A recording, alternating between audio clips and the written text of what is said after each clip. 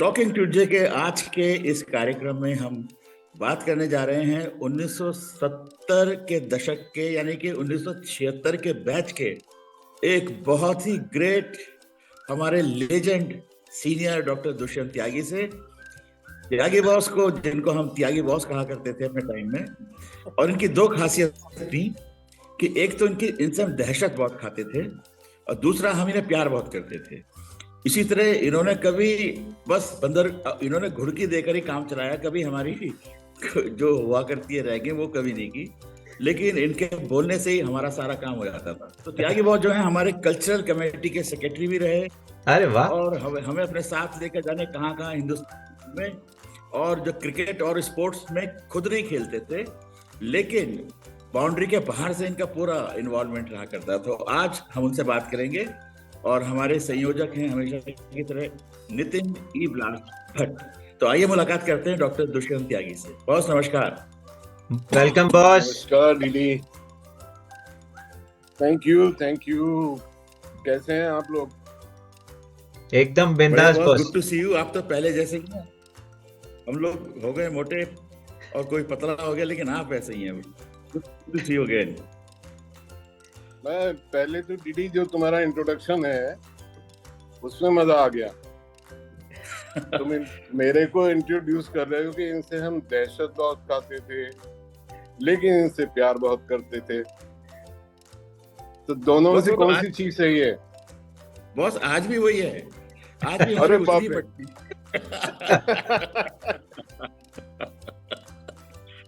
हाँ। If this is compliment then good. Absolutely boss. certainly a compliment, मैं sir. कह रहा था रैगिंग के टाइम की जो बॉन्डिंग होती थी उसमें कुछ सीनियर ऐसे होते थे जिनसे डर लगता था बट वो करते कुछ नहीं थे, लेकिन आपके डर के साथ साथ उनके साथ बाद में रिलेशनशिप ऐसे हो जाते थे कि वो बात तक जो है रिलेशनशिप बने रहते थे और बने हुए हैं। तो मेरे ख्याल जितना मैं जानता हूं आपका और त्यागी बॉस का भी रिलेशनशिप जो है वैसा ही है। तो बॉस शुरू करते हैं, हम अपने इंटरव्यू को आगे बढ़ाते हैं। तो पहला सवाल बहुत बेसिक सवाल, क्योंकि सारा जो हमारा एलएलआरएम के जितने भी एल्यूमनाई हैं, टीचर्स हैं, सब इस इंटरव्यू को देख रहे हैं। तो मैं चाहूंगा कि आप अपनी जर्नी जो है एलएलआरएम से अब तक की ब्रीफ में जो है आप बताएं कि आप अभी कहाँ हैं और कैसे शुरू हुई आपकी एलएलआरएम की जर्नी। एलएलआरएम की जर्नी 76 में एमबीबीएस के लिए एडमिशन हम लोग का हमारा हुआ और जर्नी बहुत गजब थी। हर एक को अपना अपना कॉलेज डेज हमेशा याद आते हैं। मेरे साथ थोड़ा मुझे ये भी रहा कि मैं 76 में मेडिकल कॉलेज में गया और बाय द वे मैंने मेडिकल कॉलेज कैंपस 2005 में छोड़ा। वाह। इतने लंबे समय तक वहाँ एमबीबीएस करने के बाद सीएमओशिप करते हुए इतने दिन तक मुझे वो कैंपस कभी ऐसा लगा ही नहीं कि मैं यहाँ स्टूडेंट नहीं हूँ। तो मेरी वो स्टूडेंट लाइफ तो बहुत लंबी चल रही, वो मैंने बहुत बहुत एंजॉय किया। उसके बाद फिर जॉब में आ गए। अब रिटायर होने के बाद में मैं यही मेरठ में बेस्ड हूँ। ओके। तो बहुत जब आप सीएमओशिप कर रहे थे वहां पर मेरठ में एलएलआरएम में, तो हम लोग आपसे मिलते थे तो हमने कहा बॉस आप सीएमओ है तो आप कुछ कहा करते थे सीएमओ के लिए, उसका फुल फॉर्म अब जो मैं कहा करता था तुमको याद है? तुम ही बता दो, मैं अब नहीं बोलूंगा। मुझे आज ऐसा लग रहा है कि मैं दीदी की रैगिंग ढंग से कर नहीं पाया।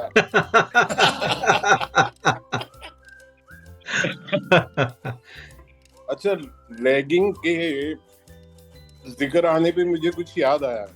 जी बस।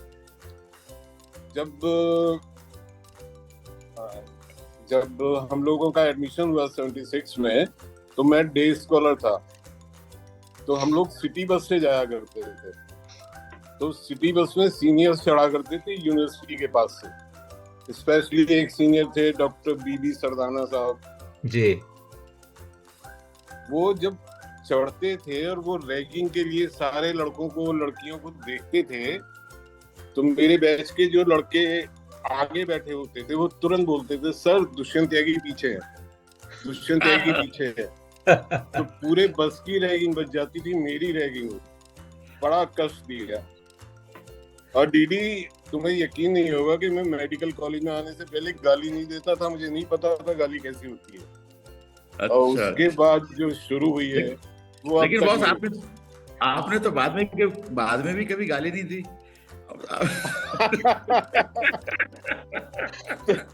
तुम क्या चाहते हो, मैं ट्राई करूं? अच्छा अच्छा दुष्यंत बॉस, ये बताइए कि सब लोग ऐसा क्यों बोलते थे कि दुष्यंत त्यागी जो है पीछे बैठा, ऐसा क्यों बोलते थे, ऐसा क्या था? ये मुझे नहीं पता कि मेरे बैच वालों को मुझसे क्या मोहब्बत थी। मैं थोड़ी आवाज भी भारी है, थोड़ा बोल लेता था, वो भिड़ा देते थे मेरे को। थोड़े त्यागी लोग हैं, ऐसे ही होते हैं। मुझे तो बाद में पता लगा कि मैं वहां पे कितना खतरनाक आदमी हो गया हूँ। मेरे नाम से डरते कैसे? थे लोग। अरे गलत था। नहीं, खैर बॉस, आपका ऑरा तो था ही वहां पर। बात डरने की नहीं है, वैसे भी आप क्या वो था, असर था कॉलेज में बहुत बढ़िया। ऐसा नहीं कि डरने वाला, लोग पसंद करते थे आप, नो डाउट। अच्छा बॉस, ये बताइए कि आप हमें लेकर एक बार 79 में गोवा गए थे, अरे टीम बाप रे। ले। तो उसमें जब आप बंबई से गोवा गए पानी के जहाज से, उसकी कोई मेमोरीज हैं आपको? जब पानी के जहाज से हम लोग गोवा गए, उसकी मेमोरीज तो इतनी अच्छी नहीं है। जब उधर से लौटे हम लोग ट्रेन में, तब की हैं। सुनाइए हो जाए बॉस, प्लीज। नितिन उधर से लौटते समय एक हमारे सीनियर थे, डॉक्टर नाथ सिंह रावत। हाँ, नाम सुना है मैंने उनका। अब हुआ ये कि हम लोग जब बॉम्बे तक आ गए, या बॉम्बे से आगे शायद रतलाम की तरफ जा रहे थे, तो एक सिगरेट में भर के चरस वगैरह पी ली। उसके बाद में हमारे डॉक्टर नाथ सिंह रावत वो पूरी फॉर्म में आ गए। अब उन्होंने हम लोगों से बोला, आई सालो सुनो। अब सुन रहे थे। बोले, डीडी याद है ना? हाँ, वो बोलते हैं, देखो एक हुआ था महाभारत, उसमें एक था बंदर, क्या नाम थे उसको, बोलते हैं हनुमान। फिर वहां पे हो गया झगड़ा, और वो झगड़ा फिर चला युगों युगों तक, करोड़ों करोड़ों युगों तक। व्हाट आई मीन टू से इज 10 to 15 days। अब उनकी ये बातें सुन के अरे यार वो भी क्या दिन थे। फिर उनका डीडी में एक किस्सा नाथ सिंह रावत का याद आ गया। उनकी एक गर्लफ्रेंड बन गई। अरे बाबा। जब वो पास आउट होके जाने लगे, अब लड़की तो रह गई मेरठ में, तो लड़की ने उनसे कहा कि डॉक्टर साहब जरा अपना वो एड्रेस तो दीजिए। तो डॉक्टर साहब रहते थे कानपुर, तो अपना रेफरेंस दिया, डॉक्टर नाथ सिंह रावत, जुहू बीच, कानपुर। अब मैं बॉस का खास दोस्त था। वो लड़की मेरे पास आई, बोले आपके बॉस गए हैं, जरा ये एड्रेस बता दें कहाँ पे। और मैं देखा जुहू बीच, कानपुर। मैं कहा भाई ये तो वही बता सकते हैं, मैं नहीं बता सकता। तो ऐसे हादसे बहुत बहुत हुए। डीडी को ध्यान होगा, ये हमसे सीनियर बैच में थे, डॉक्टर अमिताभ त्रिपाठी। हाँ, God bless his soul. Oh yes, he was extraordinary intelligent, extraordinary। तो नितिन, एक किस्सा मैं उनका बताऊं तुमको जी। उनका जो कैडेवर था, उस कैडेवर पे he was the only boy, rest 5 were the girls. और एक हमारे इसमें एनआरटी में सर थे, डॉक्टर RM वाजपेयी। डीडी याद है? हाँ, डॉक्टर वाजपेयी सर। शेरे डॉक्टर वाजपेयी को पान खाने का शौक। अब डॉक्टर वाजपेयी ने अपने मुंह में दबाया पान, और उन कैडेवर पे आ गए उसके। अब आने के बाद में उन्होंने क्या शुरू किया, Well, today we will discuss a very important organ of a male body. कुछ समझ आया? जी। Male body. Today we will discuss a very important organ of male body. इतना कह के लड़कियों की तरफ देखा, फिर त्रिपाठी जी की तरफ देखा, बोले okay okay okay, that will tell you that important part is the testes. अब इतना कहने के बाद में वाजपेयी सर ने उसके टेस्टिस की तरफ देखा तो कैडेवर में टेस्टिस नहीं, टेस्टिस की गायब। अब सर को थोड़ी झेप आई, लेकिन लड़कियां खड़ी थी, अब संभाला अपने को। Never mind, maybe this is an accidental body. Accident में टेस्टिस चले गए होंगे। उसके बाद में बिना टेस्टिस के उस पे भाषण उन्होंने दिया, पढ़ाया, चले गए।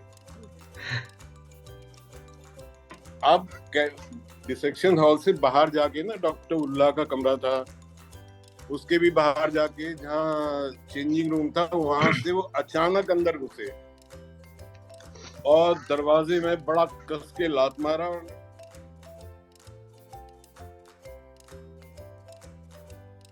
इसने ये किया। अब ये भी समझ नहीं आया। तो Amitabh Tripathi, he was very very innocent looking man, very intelligent, but look wise he was damn innocent. वो बोले सर क्या हुआ? आपके मेरे पॉकेट में किसने डाली? अब निकाला तो दोनों टेस्टिस हाथ में। अब इस बात पे वहाँ बुरा हाल हो गया। खैर वो चले गए, डांट वाट लग गई। अब ये मैंने जिक्र क्यों किया? ये जिक्र इसलिए किया कि सर तो त्रिपाठी साहब तो फर्स्ट प्रॉफ क्लियर करके चले गए, मेरा फर्स्ट प्रॉफ था, मैं बॉस का चमचा था। हम दोनों पान वाले की दुकान पे खड़े थे, वहां डॉक्टर आर.एम. वाजपेयी आ गए। आके उन्होंने पान वान मांगा होगा तो अमिताभ त्रिपाठी उनसे बोला, सर एक बात बताऊं? बोले क्या? बोले उस दिन आपकी एप्टन ने। बोले किसने डाले थे? बोले मैंने डाले थे। अब उसका तो फर्स्ट ऑफ क्लियर हो गया था, मेरा होना था। मेरी हालत खराब हो गई, मैं क्या करूं? ऐसे ऐसे क्या बात है बॉस। हुआ करते थे। ये तो बड़ा हिलेरियस इंसिडेंट है। और बहुत मजे की बात है कि आई थिंक डॉक्टर वाजपेयी और डॉक्टर त्रिपाठी दोनों का नाम आया तो दोनों जो है काफी पॉपुलर पर्सनालिटी रहे हैं हमारे कॉलेज की। मतलब जबरदस्त पर्सनालिटी मैं कहूंगा। और इस फोरम पे हमने अमिताभ त्रिपाठी बॉस को काफी बार याद किया है, और इनफैक्ट डॉक्टर वाजपेयी का नाम तो हर इंटरव्यू में आ ही जाता है। डॉक्टर वाजपेयी तो लाजवाब जी। He was a good teacher. He was a very friendly teacher.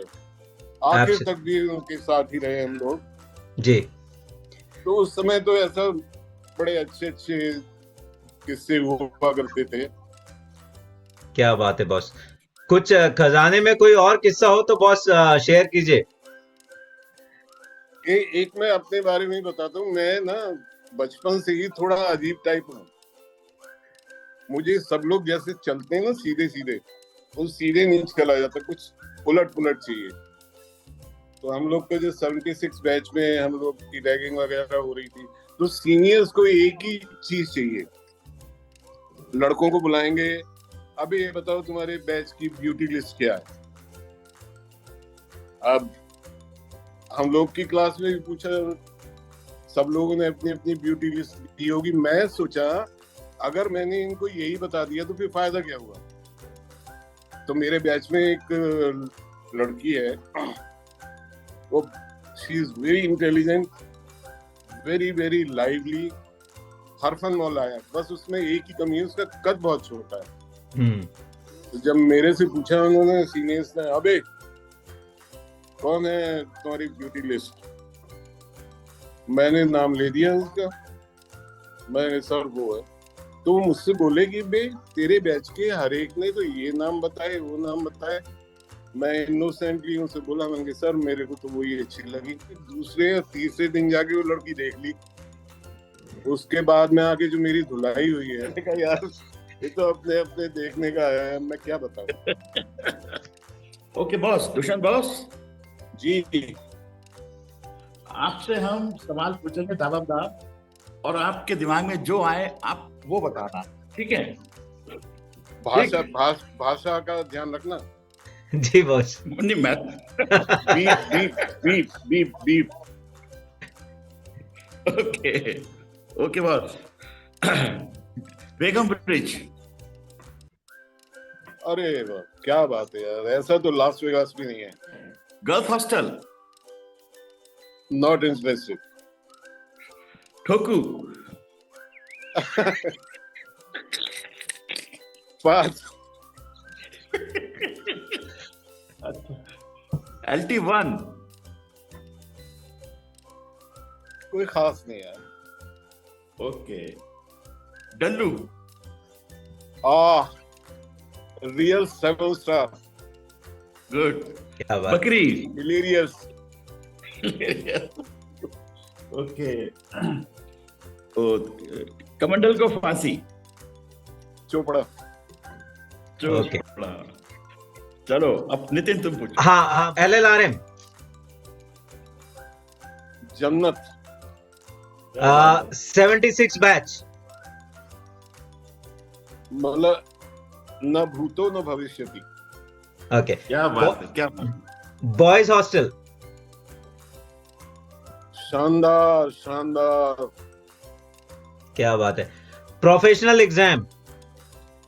अरे यार याद ना दिलाओ। अच्छा बॉस, आपकी थोड़ी मेमोरी टेस्ट करते हैं। आपका roll number. Pass. Hostel room number. मसीचरण। मसीचरण। G5। ओके। आपके योर नेबर क्लासमेट और senior in the hostel. Anil Singh. Doctor Anil Singh. Your batchmates from DH table.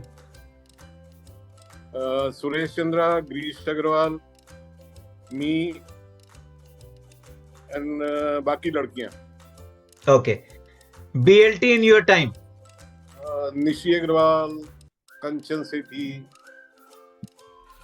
Okay boss. Funny batchmate. Kalu Singh. Okay. दिलदार batchmate. Pradeep Sharda. Daring batchmate. Me. Talented female batchmate. Usha Agarwal. Strict teacher. Madam Negi. हाँ, I think physiology, right? या friendly teacher. Doctor SR Arora. Okay. अरे वाह वाह, बिल्कुल सही जवाब। Popular teacher of your time. Doctor GP एरेंस। Popular sports person of your batch. Deepak Kudesia. Okay Yes. Boss, next part बड़ा मजेदार है डीडी बॉस। इससे बॉस की जो है मेमोरी टेस्ट भी हो जाएगी कि कितनी यादें जो हैं बॉस के जहन में अभी जो है बसी हुई हैं। ओके। हाँ Dushyant boss,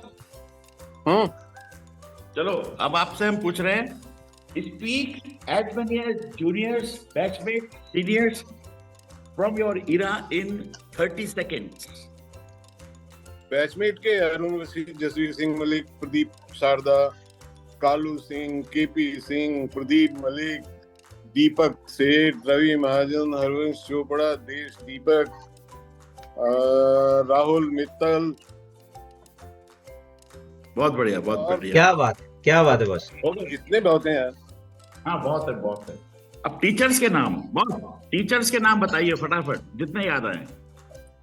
doctor Shakuntala, doctor GN Kakkar, doctor SC Verma, doctor MC Pant, doctor Mehrotra, doctor GP एलेंस, doctor BPR Bhatia, doctor IN Raizada, doctor Sandeep Mittal, doctor R D Srivastava, doctor R L Gupta, doctor Pradeep Bharti, doctor क्या बात है, H S Mittal, doctor Deep Mitra. क्या बात है, क्या बात है। Excellent boss, excellent. Okay boss, your hidden talent. Still hidden, I don't know. क्या बात है, बहुत बढ़िया, बहुत बढ़िया। बढ़िया जवाब boss. Favourite pass time in college?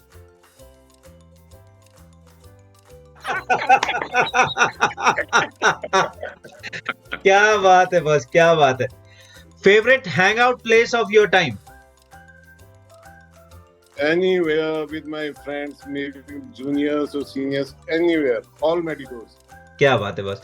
Your all time favourite movie? Mughal-e Azam. वाह, वाह। जबरदस्त। Your all time favourite song? Favourite song? अब लेटेस्ट मेरे को लगता है 16 बरस की बाली उम्र को। दो लाइन हो जाए बॉस। नहीं, मुझे गाना नहीं आता, वो भी इसलिए उसके वर्डिंग, उसमें लता जी की आवाज जो है ना, और लक्ष्मीकांत का music, oh my God. Awesome, awesome. Boss, DD boss, अगला सवाल। बॉस, अपने कॉलेज में आपकी कल्चरल और स्पोर्ट्स एक्टिविटी में जो आपका इन्वॉल्वमेंट था, उसके बारे में बताइए सर। डीडी कल्चरल एक्टिविटीज में हम लोग थे, सब थे। एक जो हम लोगों ने तुम्हारे समय में एक ग्रुप बन गया था ना कल्चरल सोसाइटी का, वो बहुत अच्छा था। और उसमें एक हमारे थे फूफा जी। फूफा जानते हो? जो हर फंक्शन में नाराज होता है उसे फूफा कहते हैं। बिल्कुल बिल्कुल। हमारे यहाँ फूफा था हरिवंश चोपड़ा। क्योंकि वो बहुत ही डिसिप्लिन आदमी है, टाइम का पंक्चुअल है। और मेरे सही ये सारे लोग पंक्चुअल थे नहीं। हाँ। रुड़की में डीडी तुम साथ गए थे क्या? थॉमसन में? रुड़की थॉमसन 84। हाँ था मैं। मतलब ये हुआ, ये सारे जूनियर्स उसको नाराज कर देते थे, मुझे मनाना पड़ता था। वहां हम लोग वो प्ले कर रहे थे ओम स्वाहा। हाँ। ध्यान है? तो हाँ, जब शो शुरू होने वाला था उससे आधा घंटे पहले चोपड़ा साहब ने मना कर दिया, मैं शो नहीं करता। मैंने पूछा यार कर ले, बोले नहीं करता। मैंने कर ले, बोले नहीं करता। तो मैंने वहां पे 4-5 डाइजपाम की टेबलेट उठाई, उसी के सामने खा गया। अब जब उनका असर आने लगा तब मुझसे बोलता चल यार कर लेते हैं। अब मैंने कहा अब मैं क्या करते हैं, and I was the anchor of the show. फिर मैंने खैर किया। तो हमारी हर जगह पे Harvesh Chopra, he is a very nice man, very good friend of mine, लेकिन हर जगह मुंह फुलाता था।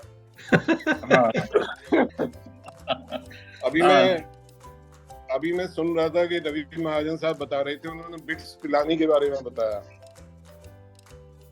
बिट्स पिलानी गए थे, वहां पे एक प्ले हम लोगों ने किया था डीडी। उसका best director, best actor, best supporting actor हम सब लेके आए थे। बदकिस्मती से उसी फंक्शन में ये लेडी श्री राम की लड़कियों का ग्रुप भी आया हुआ था। ओके। उन्होंने जाके वो सारा का सारा प्ले हमारा रट लिया, जो डायलॉग्स थे सारे याद कर लिए। और 15-20 दिन के बाद में हमको एक इनविटेशन आया LSR से कि हमारे यहाँ पे फंक्शन है, आप आइए। अब यार LSR में हम सारे लड़के जाने को तो वैसे ही तरस गए। हमने कहा सब चलते हैं। तो लेडी श्री राम में जब हम पहुंचे तो हमारे प्ले का ये हाल था कि स्टेज से हम कुछ बोल नहीं पा रहे थे, नीचे से वो लड़कियां ही बोलती थी। और उन्होंने चाय कॉफी पीने वाले कुल्हड़ रखे हुए थे अपने पास से, हमारे हर आर्टिस्ट पे धड़ाधड़ एक कुल्हड़ मार रहे थे। जब डॉक्टर अमिताभ त्रिपाठी की एंट्री हुई इस शो उसमें प्ले में, तो लड़की का फेंका हुआ कुल्हड़ जो था ना, उनको लगा वो मोटे, बहुत मोटे थे, लेकिन वो टूटा नहीं। अब नहीं टूटा तो त्रिपाठी जी ने एक ही एक्शन में उठा के वो लड़की में दड़ से मारा। वहां पे शोर मच गया, हम वहां पे बुरी तरह से पीट के लौटे। तो ये भी रवि महाजन ने सुनाया नहीं। एक हमें सीनियर डॉक्टर अमरीश पवार साहब हैं, उनका काफी किस्से सुन चुके हैं। उनके बड़े भाई साहब थे डॉक्टर राम कुमार पवार। अब डॉक्टर पवार हो या मैं हूँ, हम लोग मेरठ के जो रहने वाले हैं, हम लोग की इंग्लिश कपिल शर्मा से भी अच्छी है। तो डॉक्टर पवार साहब का जब फाइनल प्रॉफ हो रहा था तो उसमें उन्हें चीटिंग करनी थी। अब मैडम नागर थी वहां पे इन्विजिलेटर, वो आ गई, उन्होंने पकड़ लिया उनको। बोले भी राम कुमार ऐसे नहीं काम चलेगा, तुम इस पे लिख के दो कि मेरे से गलती हो गई। बोले मैं नहीं लिखता। बोले नहीं ये तो लिखना पड़ेगा। बोले नहीं मैं नहीं लिखता। तो फिर डॉक्टर राम कुमार पवार ने जो मुझे बताया मैं वो बता रहा हूँ। मुझसे बोले थे त्यागी, अब मैं समझ गया अगर मैंने लिख दिया कि मैंने चीटिंग करी तो मैं तो गया। तो मैंने लगाया ब्रेन और मैंने लिखा आई कोट पुष्पा नागर रेड हैंडेड। ऐसे ऐसे हमारे महानुभाव सब हुआ करते थे। तो बताता हूँ तुमको, मैं जब इसमें चेस्टन टीवी में रजिस्ट्रार था, उसी समय पीएमएस की जॉब निकली। तो मैं उनको यूपीएससी का इंटरव्यू देने गया इलाहाबाद। तो उन दिनों तो रिजर्वेशन भी नहीं हुआ करते। तो मैं जैसे तैसे इंटरव्यू दिया और वहां से हम लोग लौटे। तो संगम से अगर आप लोग कभी गए होंगे तो कानपुर में आके करीब 45 मिनट रुकती थी।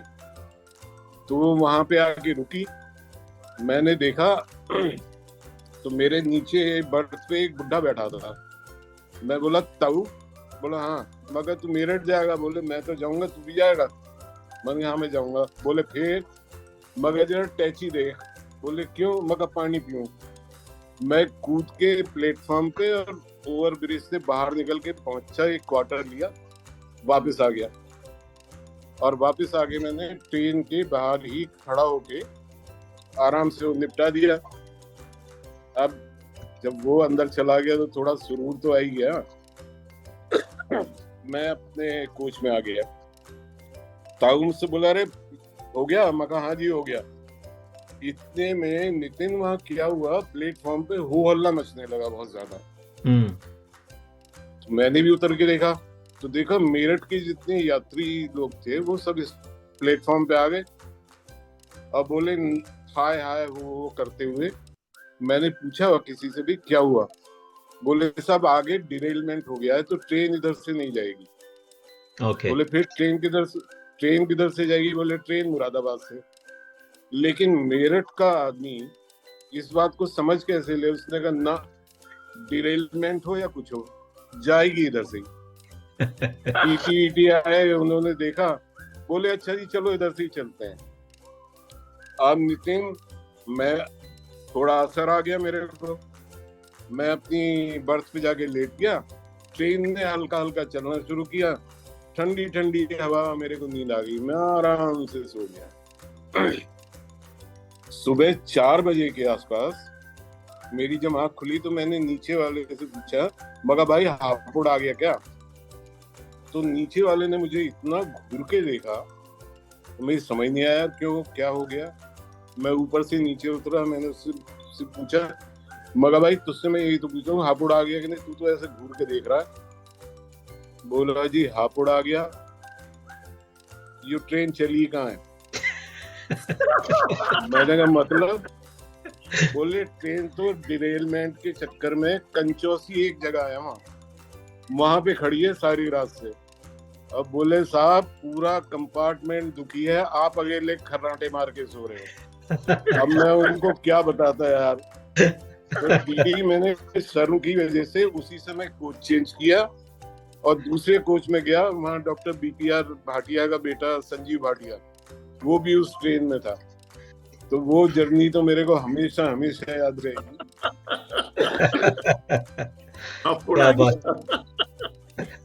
एक अपने सर्विस का भी सुना दूं मैं यहाँ सीएमओ क्या नाम था, मुजफ्फरनगर। उस दिन मैं ऑफिशिएट कर रहा था सीएमओ मुजफ्फरनगर जी। वहां पे दंगा हो गया था। तो दंगा होने के बाद में सबसे बड़ी प्रॉब्लम हम लोग को ये हो रही थी, पोस्टमार्टम बहुत ज्यादा कराने पड़ रहे थे। तो जी। एक फोन आया, उसने बोला हाँ जी सीएमओ साहब बोल ले। मैं कहा हाँ भाई बोल रहा। बोले अच्छा जी, तो मैं यूँ कहूँ था कि हमारा फलाना आदमी है, उसका पोस्टमार्टम करवाओ। मैंने कहा बॉडी कहाँ है? बोले बॉडी तो अभी अस्पताल में ही है। मैंने कहा अच्छा देख लो उस बॉडी को, जल्दी भिजवाओ, मैं करा देता हूँ। क्या? बोले जी डॉक्टर साहब 1 मिनट। मैंने कहा हाँ। बोले जी ये डॉक्टर तो यहाँ के यूँ कह रहे हैं अभी मरा नहीं है। अब मैं किलस गया बिल्कुल यार। मैंने भी उससे कहा मगर भाई तू एक काम कर, डॉक्टर से रिक्वेस्ट कर जल्दी मारे। इसका जवाब उस आदमी ने मेरे को दिया, ठीक है डॉक्टर साहब मैं अभी उससे कह रहा हूँ, आप इंतजाम रखियो बस। तो ऐसे ऐसे हंसी के मजे होते रहते हैं। Okay boss. दुष्यंत बॉस, जैसे हम लोग जो है इंटरव्यूज कर रहे हैं सीनियर्स का, टीचर्स का, तो मैं चाहूंगा कि आप जो है कि सीनियर या टीचर का इंटरव्यू में आप इन्वॉल्व होना चाहेंगे। जैसे डीडी बॉस आपके इंटरव्यू में इन्वॉल्व हुए हैं, तो आप किसका इंटरव्यू में इन्वॉल्व होना चाहेंगे? मैं तो किसी के साथ भी इन्वॉल्व हो जाऊंगा यार, इन सबके पूरे कच्चे छिट्ठे मेरे पे हैं। डीडी बॉस, अगला सवाल ले लीजिए, इंपॉर्टेंट सवाल है हमारा। त्यागी बॉस, ये बताएं कि आपके विचार से जो हम लोग जो हैं एलुमनाई हैं LLRM के, हम किस तरह से कॉलेज की मदद के लिए या कॉलेज के सपोर्ट के लिए हम क्या कर सकते हैं? मेरे ख्याल से डॉक्टर हरवंश चोपड़ा जो कर रहे हैं उसी में हम लोग को इन्वॉल्व होना चाहिए जी। ऑलरेडी चल ही रहा है। इसके अलावा जब 25 को मिलेंगे जी तो वहां भी डिस्कस करें। बिल्कुल। तो बस हमारा अगला जो है सवाल है, क्योंकि ये ई ब्लास्ट का फोरम है, तो मैं चाहूंगा कि आप ई ब्लास्ट LLRM से जुड़ने के लिए अपने बैचमेट्स को, अपने सीनियर्स को, अपने इमीडिएट जूनियर्स को, सभी को एक जो है अपील जो है करें कि वो लोग ई ब्लास्ट से जुड़ें। क्योंकि ई ब्लास्ट एक्चुअली हमारा जो विजन है बॉस, वो है नेटवर्किंग स्ट्रेंथन करने का, लालामाइट्स की, और बॉन्डिंग बढ़ाने का। मैं चाहूंगा कि एक अपील जो है आप इस फोरम से करें अपने। मैं बाकायदा अपील तो कर ही रहा हूँ, लेकिन 98 बैच को मैं बधाई भी दे रहा हूँ कि उनका ये इनिशिएटिव है, ये बहुत ही अच्छा है। God bless you. और मैं अपने साथ वाले जितने हैं सीनियर्स, जितने यहाँ टच में है मेरे, मैं उन सबसे अपील भी कर रहा हूँ और पर्सनली कहूंगा भी। जी थैंक यू बॉस। और डीडी बॉस, मैं चाहूंगा कि लास्ट सवाल, जो कि बहुत इंपॉर्टेंट सवाल है, जिसके लिए हम सब लोग इकट्ठे हो रहे हैं, तो मैं चाहूंगा आप ये क्वेश्चन ले लें। हाँ दुष्यंत बॉस, आपसे रिक्वेस्ट है कि आप इस इंटरव्यू के माध्यम से OSA 2023 में शामिल होने के लिए सभी नए पुराने लालारमाइट से एक अपील करें कि भाई 25 दिसंबर को सब लोग मेरठ में जरूर आए। आप कहिए।